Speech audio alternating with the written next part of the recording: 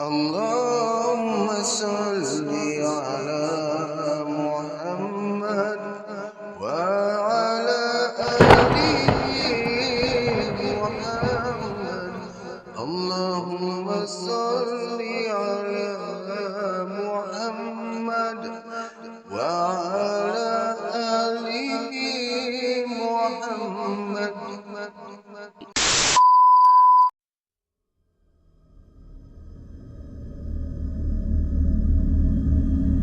Radio 12 Malam.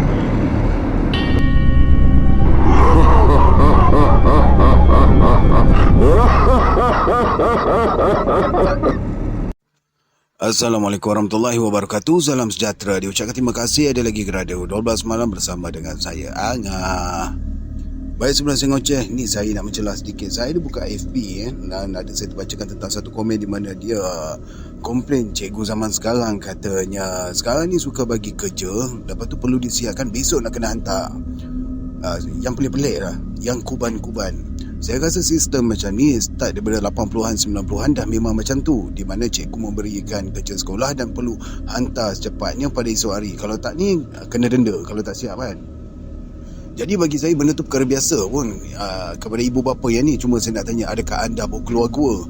Lepas tu ada yang mengungut kata apa, anak balik tuition penat lagi pukul 4 petang. Ini kepala bana apa benda ni. Anak saya sendiri pun habis sekolah, kadang-kadang sekolah agama ni kadang sampai kat rumah pukul 6 petang.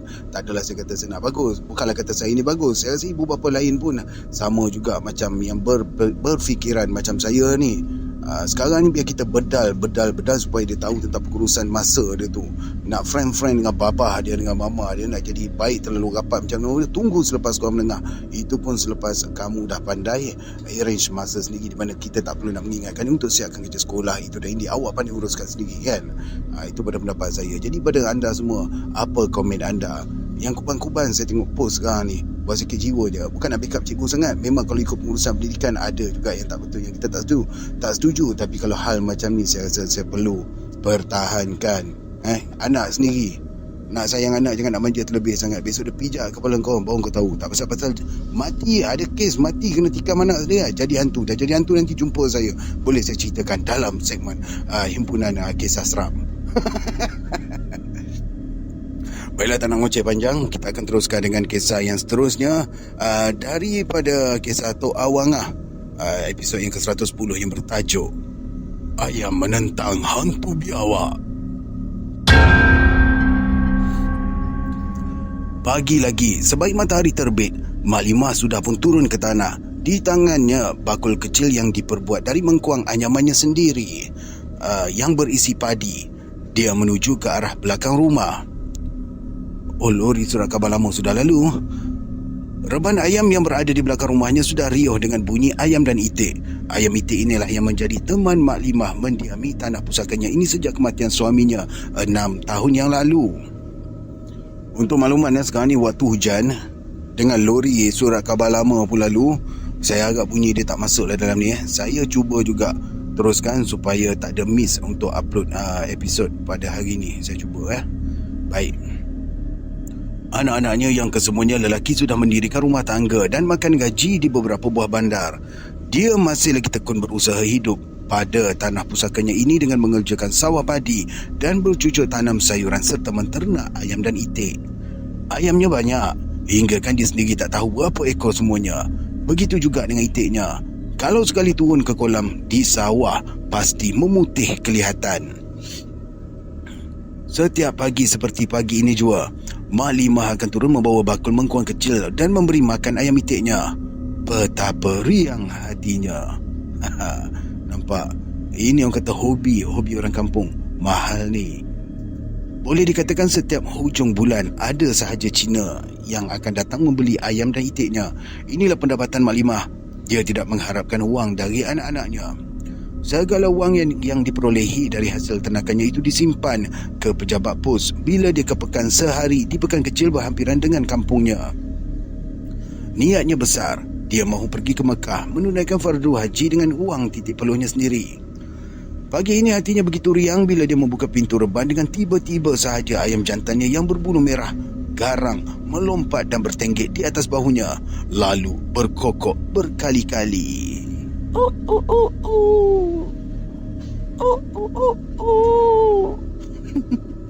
Tidak pernah ayam tersebut berbuat demikian sejak dari kecil, walaupun ayam jantan ini adalah ayam didiknya yang begitu suka makan di tangan.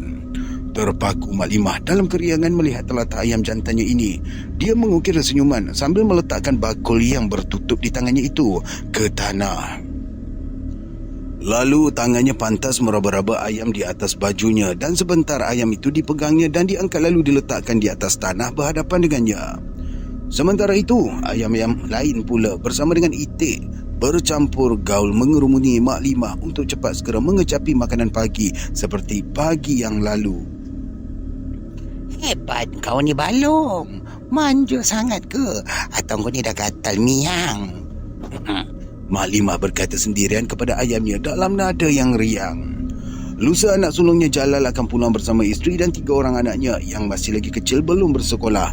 Mereka dijangka menetap selama seminggu di kampung ini. Aku tak sembelih lah kau Balong. Baka kau ni baik dan membiak. Bersuara lagi Mak Limah pada ayam jantannya, sementara ayam itik yang lain terus mengerumuni bakul berisi padi.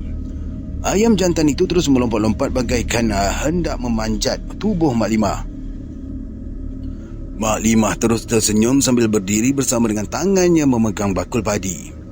Si Balong ayam jantan, bapa tuanya itu terus mahu memanjat. Nantilah aku serahkan padi ni, biar semua merasalah.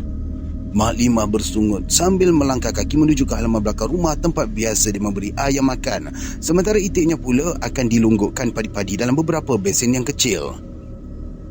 Langkah Mak Limah diikuti dengan rapatnya oleh ayam itiknya dengan bunyi suara yang begitu bising. Si Balong terus melompat-lompat bagaikan hendak memanjat tubuh Mak Limah yang sedang berjalan.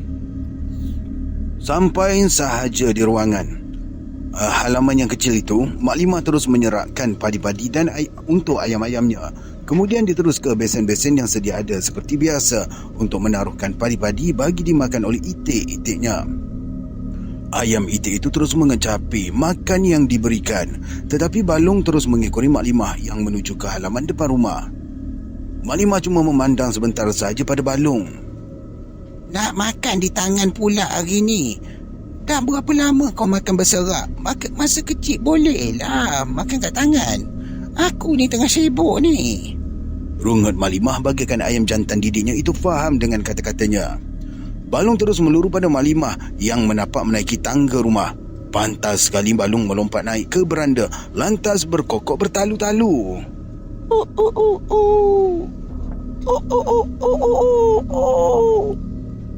Bolehlah kan? Kemudian Balong terus terbang menghigapi pohon rambutan yang sedang berbunga di halaman. Mak Limah memandang riang sahaja telatah Balong. Kemudian Mak Limah masuk ke dalam rumah.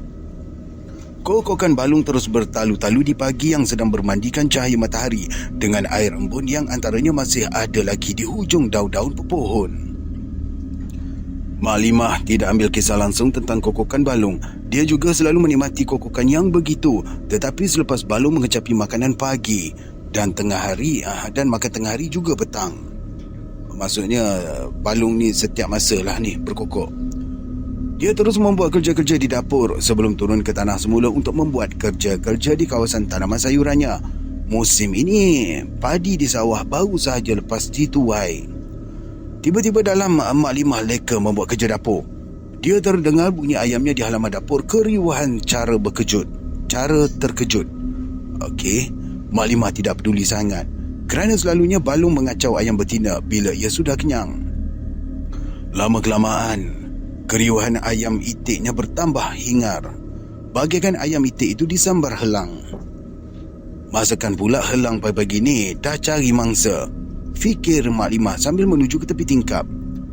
Alangkah terperanjatnya dia apabila melihat seekor biawak sebesar pahanya sedang merayap di halaman tempat padi diserahkan untuk ayam itiknya.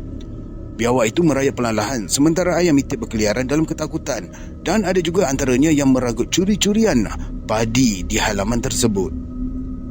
Dengan pantas, Mak Limah membuka pintu dapurnya sambil mencapai parang panjang yang selalu dibawanya ke sawah untuk meracik rumput di permatang.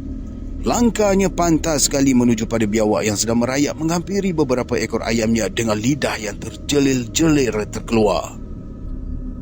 Seram jugalah Mak Limah nak menghampiri biawak tersebut walaupun parang di tangannya dah tersedia untuk menetap mangsa yang bakal memusnahkan ayam itiknya nanti. Biawak tersebut tidak sedikit pun mengendahkan kehadiran Mak Limah di kawasan itu. Ia terus mengikori perlahan-lahan beberapa ekor ayam yang sedang mencuri-curi makanan. Berdebar-debar hati Mak Limah bila langkahnya menghampiri biawak tersebut. Dan bila perasaannya dikumpulkan dengan penuh tenaga, dia mahu menetap biawak tersebut dengan parangnya. Pantas sekali. Biawak itu berpaling ke arahnya bersama dengan mulut yang terbuka luas. Merah tekaknya bagaikan hendak menelan Mak Limah. Terpekiklah Mak Limah melihat kejadian itu. Parang di tangannya tidak jadi dihayun. Terasa kaku pada tubuhnya. Berat kakinya hendak melangkah, mara ataupun mengundur. Biawak itu meluaskan lagi mulutnya menghala pada Mak Limah dan menghembuskan bunyi yang amat menakutkan. Mak Limah kaku. Parangnya terlepas dari tangan. Mata Mak Limah terus tajam memandang pada biawak tersebut. Sementara biawak tersebut terus mara padanya perlahan-lahan dengan mulut yang ternganga dan menghembuskan nafas yang menggerunkan. Baiklah, sampai di minit sekarang ni. Kalau anda dah sampai pada minit sekarang ni, jangan lupa untuk tekan button like, share dan subscribe ya. Wawarkan channel kita ni supaya cepat lagi berkembang. Sebab ramai lagi yang tak tahu channel yang mengisahkan tentang kisah Taman Jalil dan Tok Awang. Dan satu lagi, jangan lupa untuk bertemu dengan saya di Nota Khalifah. Semalam saya dah upload kisah episod yang keempat tentang Khalid Al-Walid yang bertajuk Pahlawan-Pahlawan Islam. InsyaAllah di sana juga saya akan membacakan perkara-perkara kisah yang bermanfaat, insyaAllah. Baik, kita teruskan. Mata Mak Limah terus tajam memandang pada biawak tersebut. Sementara biawak tersebut terus mara padanya perlahan-lahan dengan mulut yang ternganga dan menghembuskan nafas yang menggerunkan. Sewaktu biawak tersebut hampir sangat dengan Mak Limah, Mak Limah menjerit sekuat hatinya dan sepantas itu juga balung muncul dengan berlari menerpa pada biawak tersebut. Dengan taji yang tajam dan paruh yang kukuh, balung menentang biawak tersebut. Begitu juga dengan biawak itu juga tidak melepaskan peluang menentang balung dengan mulut yang ternganga dan kuku yang tajam. Bagi yang tak tahu tentang ayam ni kategori macam ayam laga ayam laga jangan buat main Kalau dia punya taji terlalu tajam ada juga isu orang mati ditaji oleh ayam sendiri. Ada kisah dia. Baru-baru ni pun ada. Mak Limah tidak boleh berbuat apa-apa. Cuma matanya sahaja tepat memandang pada perlawanan dua makhluk yang berlainan jenis itu. Ayam itik yang lain pula bertempiaran kerana perlawanan tersebut. Akhirnya Mak Limah dapat mententeramkan perasaannya. Perlahan-lahan dia mencapai parang yang jatuh ke tanah tadi. Digenggamnya hulu parang tersebut begitu erat sekali. Dia menanti peluang saja untuk menetap biawak yang mencabar balung. Ketika balung melompat tinggi mengelakkan diri dari terpaan biawak tersebut, pantas sekali Mak Limah dari belakang menetap biawak tersebut. Nasib Mak Limah kurang baik. Tetakannya mengenai ekor biawak itu sahaja, putus ekor biawak itu sepanjang sejengkal. Dengan itu juga, biawak tersebut pantas berlari menuju ke arah semak berhampiran dengan sawah. Balung terus berkokok. Mak Limah termangu-mangu tidak tahu apa yang hendak dibuatnya. Dia cuma memandang sekejap saja pada balung yang sedang berkokok bertalu-talu. Sementara ayam itik yang lain mengecapi seenak-enaknya padi yang masih ada. Mak Limah terus masuk ke dalam dapur. Badannya rasa seram sejuk. Kepalanya mulai terasa pening. Dia meletakkan parang panjangnya di dekat dengan pintu dapur. Dengan keadaan yang lemah, Mak Limah terus masuk ke biliknya. Lalu dia baring di atas katil dengan berselimutkan selimut tebal untuk menghilangkan seram sejuk badannya. Kokokan balung cuma sekali saja kedengaran padanya. Kemudian dia terus terlena tidak sedarkan diri. Hari sudah mulai senja. Mak Limah terjaga dan pantas sekali dia bangun. Dia menuju ke dapur untuk mengambil baldi pencedok air perigi. Dia tak ambil kisah tentang ayam itiknya kerana badannya telah terasa mulai demam. Selalunya, tengah hari dan petang, ayam itik itulah yang dihitungnya dengan memberi makan dan merebankannya. Tetapi senja ini tidak begitu. Badannya yang mulai demam itu digagahinya juga untuk mengambil wuduk. Maghrib akan menjelang. 2 waktu sembahyang sudah pula tertinggal tadi. Jadi yang dia terlepas tadi, mana yang tak tahu, ialah solat zuhur dan juga solat asar. Waktu dia hendak pergi ke perigi, dia melihat ayam itiknya masih lagi tidak masuk ke reban. Kebanyakannya sedang berkeliaran di hadapan pintu reban tersebut. Ada yang cuba nak masuk tetapi tak jadi. Mak Limah tidak mahu ambil pusing. Dia mahu segera mengambil wuduk di perigi. Selepas saja dia mengambil wuduk, dia terus masuk ke dalam rumah dengan tidak mempedulikan tingkah perangai ayam itiknya yang bertahan tidak mahu masuk ke dalam reban. Dia menyangkakan ayam itik itu tidak mahu masuk reban kerana belum diberi makan. Selesai sahaja dia menunaikan solat maghrib, dia terus menyalinkan pakaian solatnya dan melangkah turun untuk merebankan ayam dan itik. Hendak memberi makan sudah lewat. Hari pun dah gelap. Bersama di tangannya lampu picit sederhana, dia turun menuju ke reban. Ayam itiknya masih lagi berkeliaran tak tentu hala. Ada yang hendak masuk tapi tak jadi, bagaikan takut sesuatu. Puas sudah Mak Limah mengiring ayam itik itu untuk masuk ke reban, tetapi tidak berjaya. Lalu dia menyuluh ke dalam reban melalui pintu reban. Terperanjat besar dia bila melihat seekor biawak sebesar biawak pagi tadi berada di sudut dalam reban dengan ekor yang bergelumang darah. Hatinya cekal menghadapi suasana ini sekarang. Dia menyuluh memastikan biawak tersebut dan didapatinya ekor biawak tersebut seperti biasa, cuma darah saja yang merah membasahi. Sedangkan dia yakin ekor biawak pagi tadi telah pun putus dan dibiarkannya menggelitik di halaman tempat memberi ayamnya makan. Dia mengamati biawak dalam reban itu. Betul-betul biawak yang dia tetap pagi tadi kerana beberapa cakaran dan patukan kuku paruh balung masih meninggalkan kesan di badan biawak tersebut. Biawak tersebut terus menentang cahaya lampu picit Mak Limah dengan mata yang bersinar-sinar dan mulut yang terenganga luas bersama dengan bunyi hembusan nafas yang sangat kuat. Mak Limah terfikir untuk mengatasi masalah tersebut. Dia bangun lalu memanggil Balung. Balung yang dari tadi tiada kelihatan olehnya datang berlari-lari. Perlahan-lahan Mak Limah memegang badan Balung lalu dicampakkannya ke dalam reban sambil tangannya sebelah lagi menyuluh biawak yang sedang menanti begitu bengis. Sebaik saja Balung berada dalam reban, pantas biawak tersebut bergerak. Sekejap saja dengan dinding reban yang dibuat daripada papan berpaku itu pecah. Biawak tersebut lari sekuat-kuatnya menuju ke sawah. Padu Balung ni, padu. Perasaan Mak Limah sedikit bimbang, tetapi digagahinya juga untuk melihat dengan menyuluh semua dalam reban tersebut. Didapatinya darah begitu banyak berada dalam reban itu. Setelah semua ayam itiknya masuk reban dan Mak Limah membetulkan semula dinding reban yang pecah oleh biawak tadi, dia pun naik ke rumahnya dengan perasaan yang bimbang dan tertanya-tanya akan kejadian yang berlaku pagi dan sebentar tadi. Dalam memikirkan keadaan yang berlaku, Limah segera setelah selesai saja makan malam terus merebahkan dirinya untuk tidur.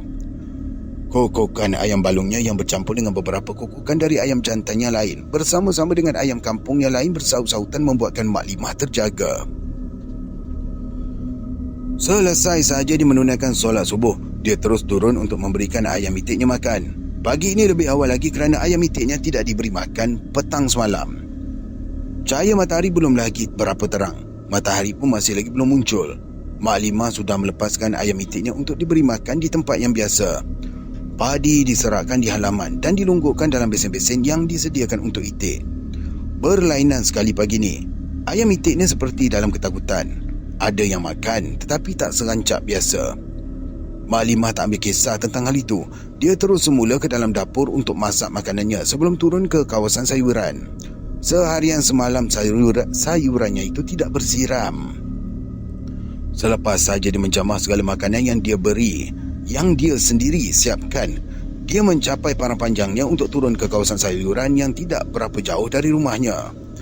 Hatinya begitu berat untuk melihat ayam itiknya makan. Lalu dia menuju ke halaman dapur di mana ayam itiknya sedang makan dalam keadaan yang takut-takut. Matahari sudah menerangi alam. Hati Mak Limah lega kerana tak ada apa yang berlaku pada pagi ini. Dia berdiri bangga melihat ayam itiknya dalam keadaan yang selamat. Cuma hatinya tertanya-tanya, kenapa yang ayam itiknya makan dalam ketakutan? Dia mencari Balung yang tak kelihatan olehnya. Lalu dia memanggil Balung. Sebentar, Balung berkokok di pinggir semak tepi sawah. Dengan parang panjang di tangan, dia terus menuju ke arah tersebut. Dalam perjalanan dia menuju ke semak tersebut, di mana dia mengikut jalan biawak lari pagi semalam. Dia begitu heran sekali. Setiap jaluran yang meninggalkan kesan-kesan darah biawak semalam tumbuh cendawan berwarna merah seperti cendawan busut. Jaluran itu terus ke arah semak tersebut dengan cendawan yang tumbuh berbaris. Dia terus mengikuti jaluran cendawan itu hingga ke semak di mana ayam balung sedang berdiri gagah bagaikan menghadap sesuatu di dalam semak tersebut. Dengan berhati-hati, dia meninjau ke dalam semak tersebut. Alangkah terperanjatnya dia bila melihat biawak dengan ekor yang kudung, kesan kena tetak, baru lagi sedang memamah rakus cendawan-cendawan berwarna merah yang tumbuh begitu banyak dalam semak tersebut di atas kesan darah pada ekor biawak yang berlumuran dengan darah beku. Itu pun tumbuh dengan cendawan yang berwarna merah. Faham tak? Ni dia tulis bila terlalu panjang, tak ada koma, tak ada titik, takut bercelaru.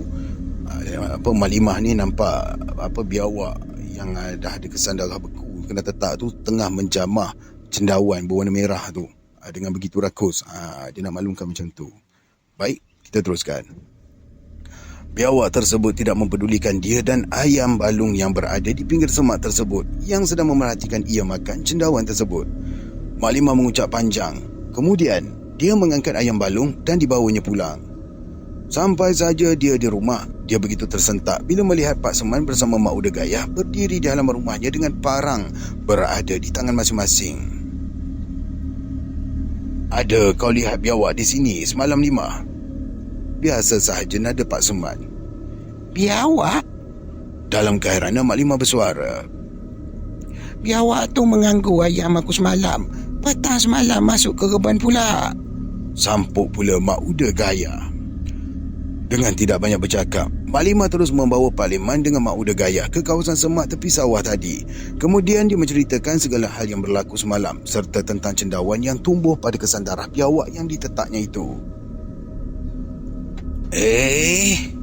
Malam tadi masa aku ke masjid, ada budak-budak bercerita tentang seorang India yang sibuk mengatakan seekor biawaknya tertinggal dengan leher bercerut dawai dan digantung pada sebatang pokok minggu lepas. Bila dia datang semula ke tepi sawah di pinggir hutan sana, biawak yang sebesar peha tu dah kering. Pak Lehman bercerita pada Maklimah. Terlopong mulut Maklimah mendengarnya. Hatinya begitu kecut sekali. Semalam India tu datang lagi mencari biawak di sawah sana. Tapi dia heran, biawak yang dah kering tu dah tak ada lagi. Yang tinggal cuma dawai yang menggantungnya saja. Pak Lehman mengakhiri ceritanya. Allahu Akbar, kilat Allah. Dalam mereka bercerita itu, tiba-tiba mereka terdengar bunyi menggelupur yang kuat dalam semak tersebut. Woi guru, dengar tak? Pantas sekali mereka meninjau ke situ. Dalam pandangan mereka bertiga, biawak yang kudung ekornya dengan mulut penuh dengan cendawan menggelupur dan sedikit demi sedikit mulai lesu dan terus kering seperti dipanggang. Mereka bertiga berpandangan.